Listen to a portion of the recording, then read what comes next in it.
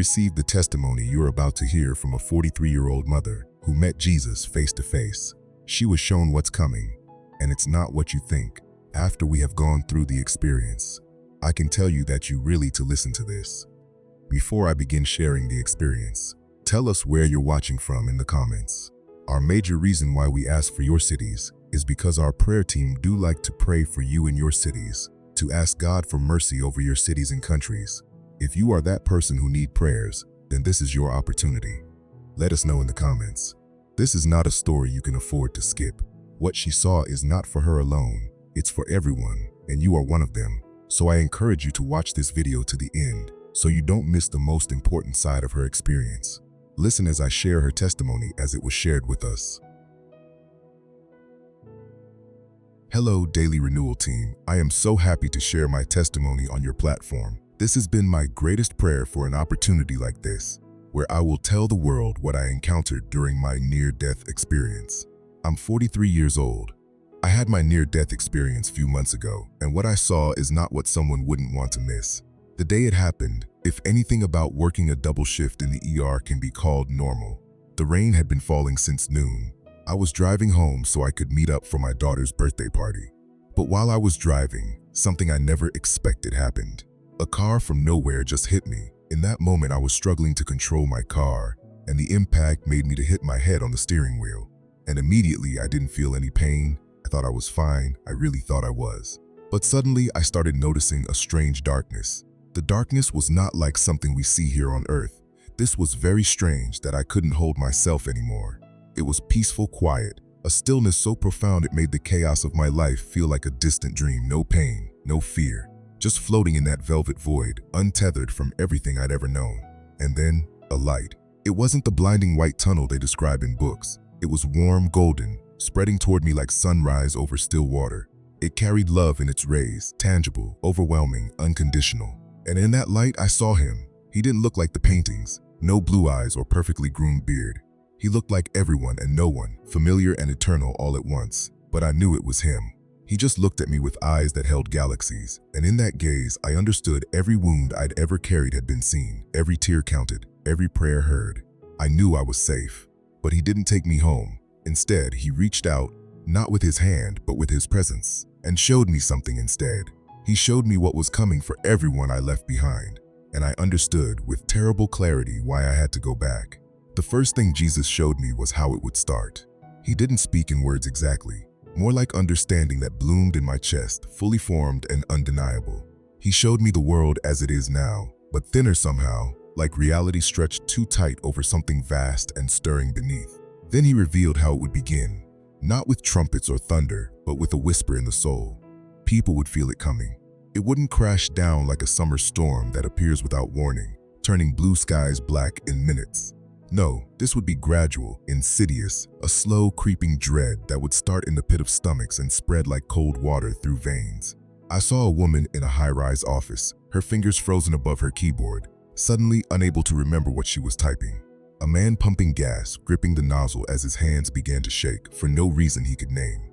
A mother pushing a cart through the cereal aisle, stopping dead in her tracks, her heart hammering against her ribs with a message her mind couldn't translate. It would be spiritual knowing, a primal alarm older than language, deeper than thought.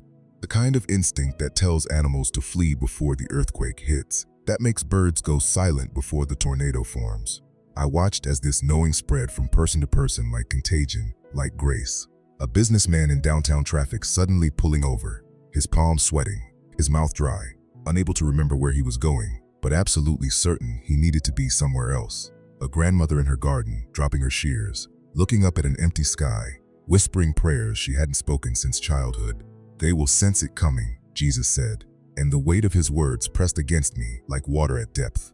And when they know, when that certainty ignites in their spirits like a burning coal, they must run. Do not hesitate. Do not pack bags or make calls.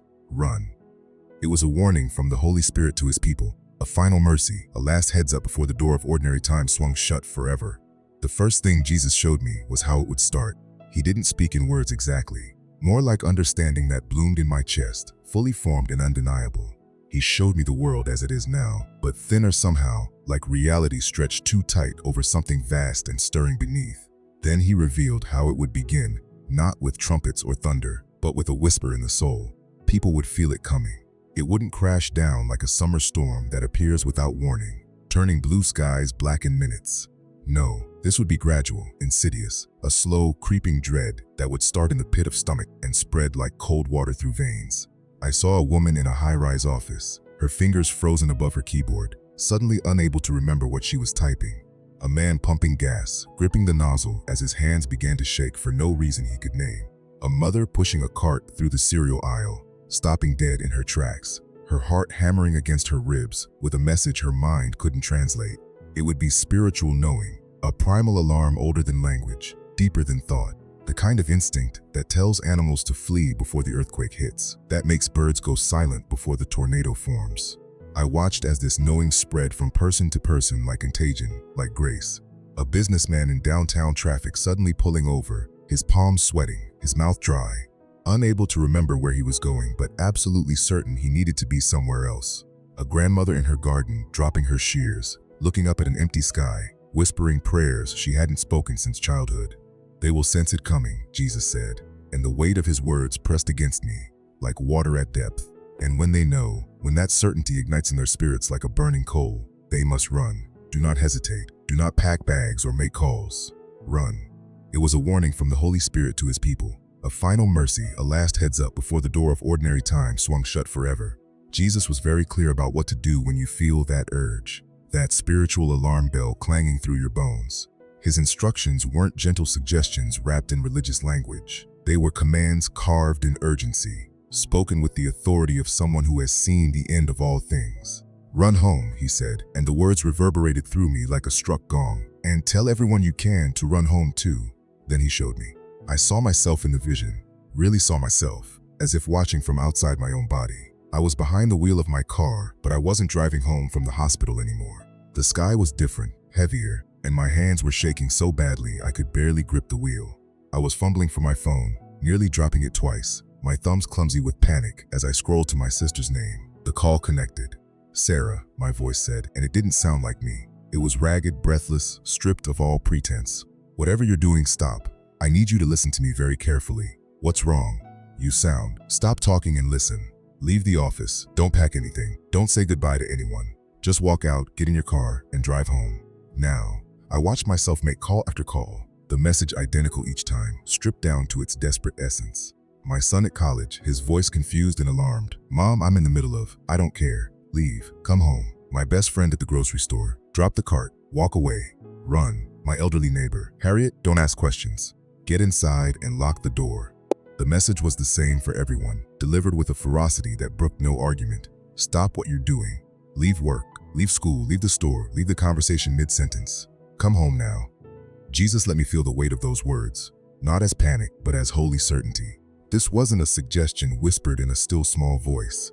It was a command thundered from the throne of mercy itself, a final lifeline thrown to drowning souls. There won't be time, he said, and I felt the truth of it like a stone in my gut. No time for long goodbyes, no time to pack bags, to gather treasures, to secure what you think you own. The minutes you spend deciding what to bring will be the minutes that separate the living from the dead. I saw it then, the highways clogged with people who waited too long, who paused to grab photo albums or jewelry, who convinced themselves they had more time than they did. I saw cars abandoned on interstates, doors hanging open, drivers who thought speed would save them when only proximity to home could. Just go, Jesus commanded. Get to your home.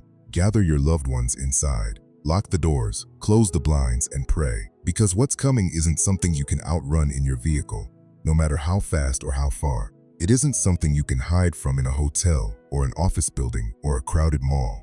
The only safe place, the only sanctuary in the coming storm, is the home he's given you, the place where your life has unfolded, where your prayers have ascended like incense, where your presence has consecrated the walls with ordinary faith. It's a race against the clock, and the prize isn't comfort or convenience. The prize is life itself. Breathe in your lungs, blood in your veins, and the chance to see morning come again. Once you're home, really home, with your heart hammering and your breath coming in shallow gasps, Jesus showed me the next step. It's not passive waiting. It's active preparation, a holy barricading against what's coming.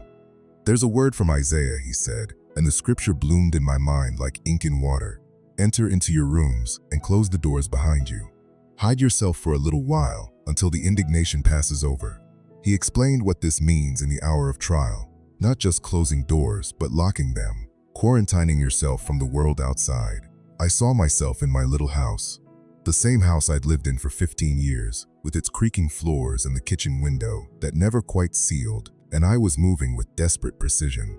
I watched my own hands shaking as I went to every window, every door, checking locks I'd never tested, sliding bolts I'd installed and forgotten. The front door with its deadbolt, the back door with its chain, the basement entrance that always stuck, the windows upstairs, pulling curtains shut against the gathering darkness outside. But Jesus was very, very clear about one thing, and his voice carried an edge of warning that made my blood run cold. Do not let anyone in. No exceptions, no matter what. They will knock, he said, and I saw it happening in the vision. They will sound exactly like your neighbors. They will call your name in your mother's voice. They will cry like your grandchildren, beg like your best friend, scream for help like a stranger in agony. But do not open the door. I know how this sounds. Harsh, cruel, inhuman. I felt the protest rising in my own spirit as I watched the vision unfold. Saw myself standing on the other side of my own door, my hand hovering over the knob, tears streaming down my face as I recognized the voice on the other side. Sarah, the voice called, perfect in every inflection, every catch of breath. It's me. I'm scared. Please let me in. My sister, my own sister, or something wearing her voice like a mask. Jesus showed me why this command exists, and the revelation turned my stomach to ice. Outside in the streets and yards and driveways, it's not safe. The things that are out there, the entities that have been unleashed, they're not human anymore. They have abilities that mock natural law. They can study a person's voice, their memories, their mannerisms, and wear them like clothing. They can mimic the living to trick the living, to get inside where the blood is warm and the faith is sheltering. I saw one of them in the vision, just a glimpse, enough to scar my sleep forever. It stood on my porch wearing my neighbor's face, but the eyes were wrong, too still, too hungry, and when it smiled, the teeth went back too far. Your home becomes your ark in a flood of darkness, not because the walls are special, but because the threshold is holy. The permission to enter must be given, and once you open that door, once you invite them across that boundary, the protection is shattered. They cannot break in, but they can be let in. So you stand there, back pressed against the wood, listening to the voices that sound like everyone you've ever loved, and you pray for the strength to disobey your own heart. Jesus called it the 3 days of darkness, and when he spoke the name, the air itself seemed to grow heavier, as if even the memory of it pressed down on creation. It will be like the plague upon Egypt, he said, and suddenly I was seeing it, not reading it from scripture, but witnessing it as if I had stood in that ancient land myself. I saw the Egyptians stumbling through streets where noon became midnight, where the sun's fire was smothered by a darkness so absolute it seemed to have texture, weight, substance. A darkness you could feel against your skin, cold and thick as velvet soaked in ink. But here is the miracle that makes the horror bearable, the promise that separates the children of light from the children of night. For his people, there would be light inside their homes. It won't come from any lamp you can buy at a store. No candle, no flashlight, no generator will produce it. It's his presence itself, manifesting as a soft, peaceful glow that fills the room like morning mist. I saw it in the vision, saw myself sitting in my living room, with my family huddled close, and the walls were breathing with this gentle luminescence, gold-tinged and warm, casting no shadows because it came from everywhere and nowhere at once. Outside though, outside is where the true nightmare lives. Jesus showed me the streets beyond my locked door, and what I saw will haunt me until my actual dying day. The darkness out there isn't just absence of light, it's a medium, a habitat, a hunting ground. He said all the demons and evil things that have been chained in hell will be let loose upon the earth for those 3 days, released like locusts from a bottomless pit, and they will roam the blackened world with a freedom they haven't known since the fall of the angels. I heard them in the vision, heard the scratching at the siding, the testing of windows, the voices that rose and fell like a sick wind, things that walked on too many legs, things that wore the faces of the recently dead, things that had waited millennia for this door to be opened, this seal to be broken, this permission to be granted. That's why the doors have to stay locked.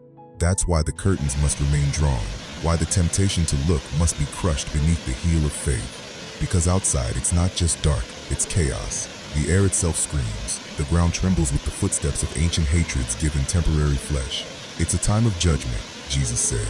and his voice carried the weight of 1,000 years of accumulated sorrow. A time to punish the evil that has been growing in secret, in basements and boardrooms, in the shadows of power and the silences of the abused. I saw what he meant then.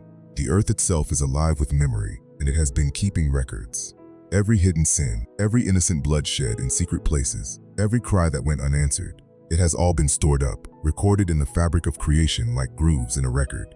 And now, in these 3 days, the earth is giving it all up. The hidden things are being dragged into the open. The whispers are becoming screams. The graves are giving testimony. It's a reckoning not cruel but necessary. The infection that has been spreading in the dark must be lanced, must be burned out with fire and darkness, and the terrible justice of a God who has seen everything.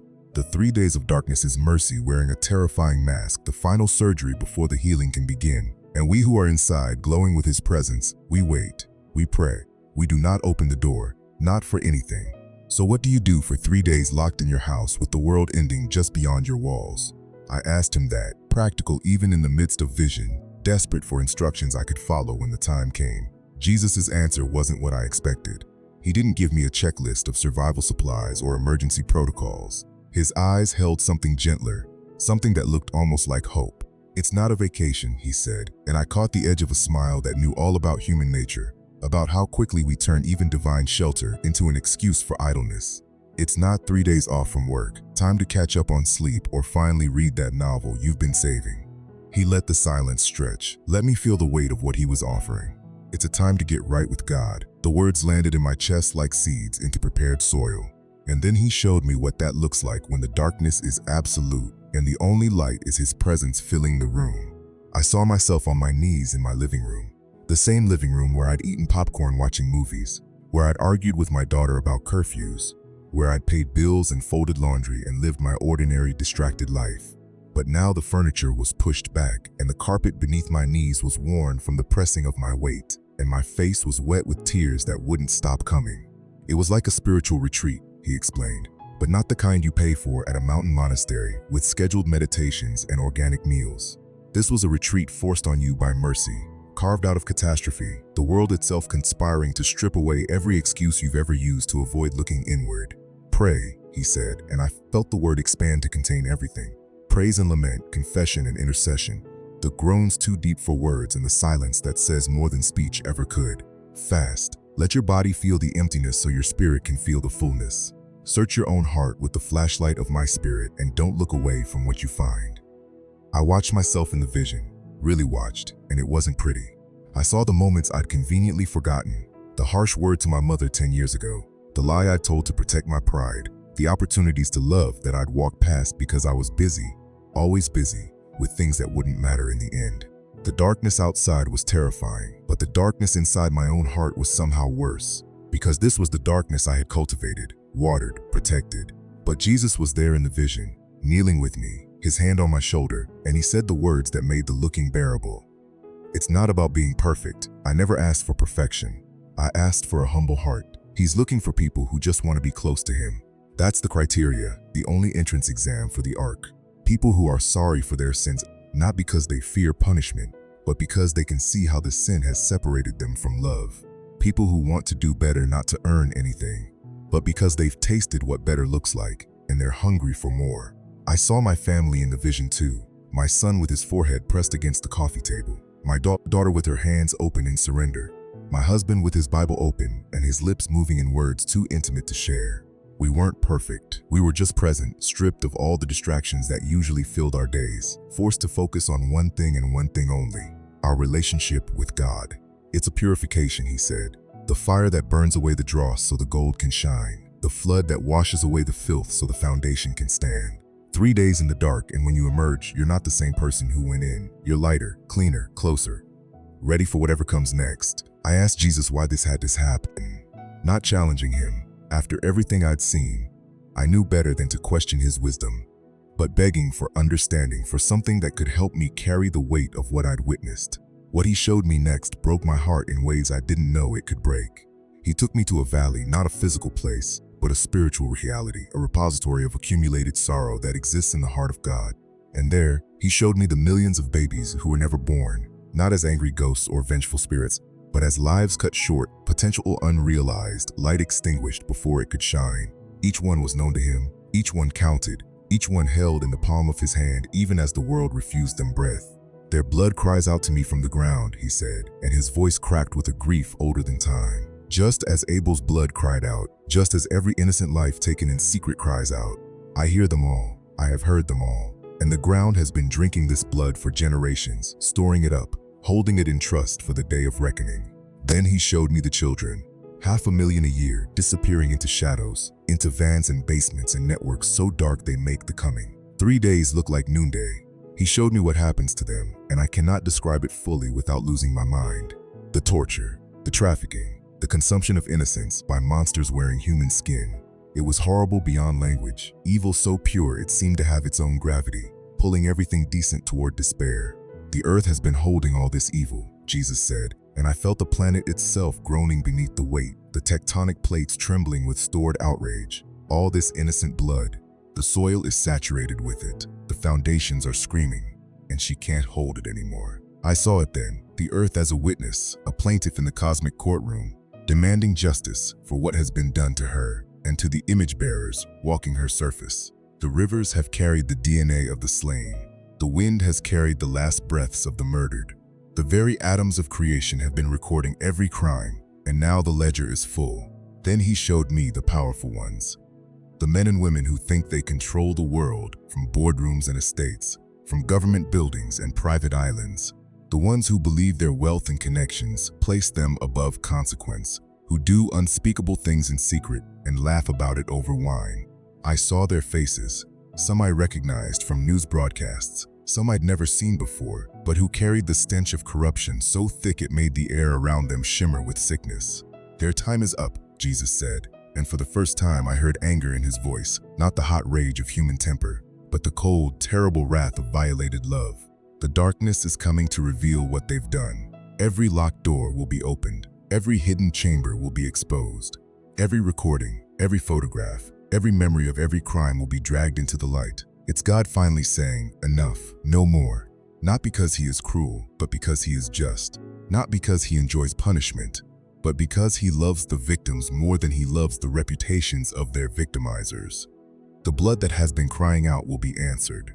The innocent who have been waiting for justice will see it come, even if it comes wrapped in darkness and terror. The reckoning isn't random, it's surgical, it's specific. It's the accumulated weight of unrepented sin, finally meeting the immovable object of divine holiness. And when it's over, the ground will be clean again. The blood will be answered. The children will be avenged. But first, the darkness. After the 3 days, after 72 hours that felt like 72 years, after the screaming outside had finally stopped, and the darkness had begun to thin like smoke clearing from a burned building, Jesus showed me what comes next, the promise that makes the endurance worthwhile. He spoke the words like a command and a blessing combined, ancient prophecy becoming present reality. "Arise, shine, for your light has come, and the glory of the Lord rises upon you." I saw it in the vision, and the beauty of it made me weep. When those who are sealed in their homes finally unlock their doors, when their shaking hands turn the deadbolts and pull back the chains and step across thresholds they weren't sure they'd ever cross. Again, they'll be different, fundamentally, visibly, gloriously different. The time in the dark wasn't just survival, it was transformation. The purification worked. The fire burned away what needed burning. Jesus said, "The glory of the Lord will be on them like a garment, like a visible radiance that clings to their skin and shines through their eyes." I saw ordinary people, my neighbors, my friends, strangers I'd never met, pushing open their doors and stepping into a world forever changed, and they were glowing, not with the harsh brightness of stadium lights or the artificial glare of neon, but with a soft, warm luminescence that seemed to come from somewhere deeper than flesh, deeper than bone. Light that had been planted in their spirits during those 3 days of prayer, and now broke through the surface like dawn after the longest night. And this light, this glory, will do 2 things, Jesus explained, and the doing of them will mark the final separation of humanity. Some people, the ones who survive the darkness but remain lost and confused, their souls aching with a hunger they can't name, will see that light and be drawn to it like moths to flame. Except this flame heals instead of destroys. They'll come running from wherever they hid during the 3 days. stumbling out of basements and closets and makeshift shelters, their faces streaked with the grime of terror, but their eyes wide with desperate hope. They'll want to know what happened. They'll want to know how these glowing ones survived. They'll want to know God, even if they don't yet have words, for the longing that pulls them toward the light. But others, the ones who loved the darkness, who thrived in the shadows, whose deeds were evil, and who hated the light because it exposed them, these will be terrified by what they see. The same radiance that draws the hungry will repel the wicked. They'll run away, shrieking, covering their eyes, unable to bear the presence of glory because it burns them where they stand. The light reveals what they are, and the revelation is unbearable. It will be the final separation, plain for everyone to see. No more ambiguity. No more hiding behind religious language or social respectability. The sheep and the goats, the wheat and the tares, finally distinguished not by human judgment but by their response to the presence of God made visible in His people. I watched in the vision as the glowing ones opened their arms to the seekers and turned their faces from the fleeing, and I understood. The 3 days of darkness wasn't the end. It was the beginning of the true dividing, the clear line drawn in the sand of eternity, the moment when every knee finally bows, some in worship, some in terror, and every tongue confesses what the light has made undeniable. "Arise and shine," He said, "your light has come." I realized then, standing there in the vision with the glow of survivors still echoing in my eyes and the memory of darkness pressing against my chest, this whole thing, this terrible darkness, this end-of-the-world terror, is also a massive act of mercy. It's for all the people who got left behind, the ones who weren't ready when the believers were taken home in that twinkling of an eye moment that happened before the darkness fell. The ones who heard the warnings 100 times and laughed them off, who had better things to do on Sunday morning, who filed faith under maybe later, until later became never. The ones who thought they had time. This darkness, it's a wake-up call, the final one. The kind of alarm that shakes you awake from the deepest sleep, that leaves your heart pounding and your senses screaming, and your priorities instantly, brutally reorganized. It's God giving them one last, huge, undeniable sign to show them He's real and that sin has consequences. Not because He wants to crush them, but because He wants to save them. Not because He enjoys their terror, but because He knows that sometimes, only sometimes, the fear of the Lord is the beginning of wisdom, and wisdom is the beginning of salvation.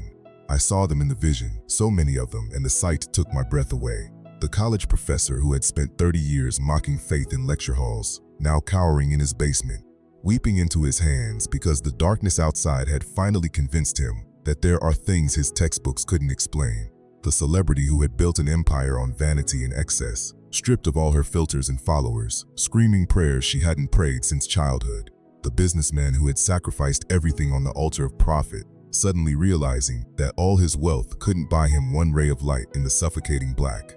People who had laughed at the idea of God, who had made a sport of ridiculing believers, who had worn their atheism like a badge of intellectual superiority. They were suddenly on their knees, faces pressed to floors, weeping and repenting with a sincerity that only absolute desperation could produce. It's a chance for the prodigals to come home, the ones who knew the Father's house, once but left in distant countries, who spent their inheritance on things that left them empty, who have been too proud or too ashamed to make the journey back. The darkness strips away the pride, the terror melts the shame. All that's left is the raw need to be safe, to be loved, to be home. It's a chance for the lukewarm to finally catch fire. The ones who sat in pews for decades without ever really believing, who sang the songs and said the prayers and went through the motions while their hearts remained locked in neutral. The darkness reveals the truth. Lukewarm was never enough, but it's not too late. The fire is still available. The Spirit still moves. Yes, it's a terrible thing. Yes, it's frightening beyond anything human imagination could conjure. But it's also filled with hope, because God is still fighting for every single soul, even at the very end. Even when the sky has turned to ink and the demons are walking the earth and everything looks like defeat, God is still reaching, still calling, still offering shelter to anyone who will run inside. The darkness isn't the final word. Mercy is, and then just like that, I was back. No tunnel of light this time, no gradual return, just a violent yank like a fish pulled from deep water, gasping and disoriented and suddenly too aware of the heaviness of flesh. A nurse was patting my hand, her fingers cool against my skin, calling my name with increasing urgency. "Mrs. Bennett? Mrs. Bennett, can you hear me? Open your eyes for me." I was in a hospital bed. The smell hit me first, antiseptic and linen, and the faint metallic tang of blood that never quite washes out of emergency rooms. My chest ached like I'd been kicked by a horse. My throat felt stripped raw, probably from the tube they'd shoved down to keep me breathing. Machines beeped their steady, indifferent rhythm somewhere to my left. Alive. I shouldn't be. I knew it with a certainty that had nothing to do with medical charts or doctor's assessments. My car had been crushed. My heart had stopped. I had stood in the presence of Jesus and seen the end of the world. And now I was back in a body that felt like broken glass glued back together, in a room with fluorescent lights and linoleum floors. My near-death experience wasn't just about me seeing Jesus. It wasn't some comforting hallucination manufactured by a dying brain to ease the transition into oblivion. It wasn't a private blessing meant to make me feel special or spiritually superior. It was about Him giving me a job to do. I came back with a warning burning in my chest like a coal that wouldn't cool. I had seen what was coming, the darkness, the doors, the blood crying out, the final separation. And I had been sent back not because I deserved to live more than anyone else, but because I was meant to speak, to shout from the rooftops, to grab strangers by the shoulders and beg them to listen. I have to tell people, not eventually, not when it's convenient or when I've processed my trauma or when the doctors clear me for normal activity now. While there's still time, while the sun still rises and the store's still open and people still drive their cars home from work thinking they have forever, I have to tell them to get ready, to watch and pray, to get their hearts right with God before the sky turns to ink and the knocking starts at the door, to stop treating faith like a hobby and start treating it like survival training for the only thing that matters. I write down everything I can remember, pages and pages in a notebook that never leaves my side, details spilling out in the middle of the night when the visions come back vivid and fresh. I leave notes for my family, sealed envelopes with instructions just in case I'm taken before I can say the words aloud. I look at my daughter differently now, memorizing her face, knowing what I know about the value of every single day. My life feels so different. The small stuff doesn't matter anymore. The traffic jams, the rude cashier, the promotion I didn't get, the comment someone made on social media that used to ruin my whole afternoon. It's all just noise, static, distraction from the one essential truth. Jesus is coming and people need to be ready. I know what's coming. I've seen it with eyes that weren't entirely physical, and I have to try to save as many people as I can. Jesus showed me the end so I could help others find the beginning. He let me see the terror so I could offer the hope. He brought me back from death itself so I could spend whatever days I have left pointing toward the light, and I will, until my very last breath. So if you are listening to me, I want you to know that the light is Jesus. Make Him your friend today so that could be saved when the things He showed me start happening. Know this. This is not a message to put fear on you, but a message to let you prepare for what is coming. If you watch to this point, just know that you are choosing to also share this message to someone. Please don't just click of this video, share it with your loved ones so that them too will get to know what is coming. Prepare your home and don't let your home be taken unaware. Like this video and subscribe so you don't miss any further information or guidance that would be giving. Thank you for watching, and I pray God will have mercy on His people. Amen.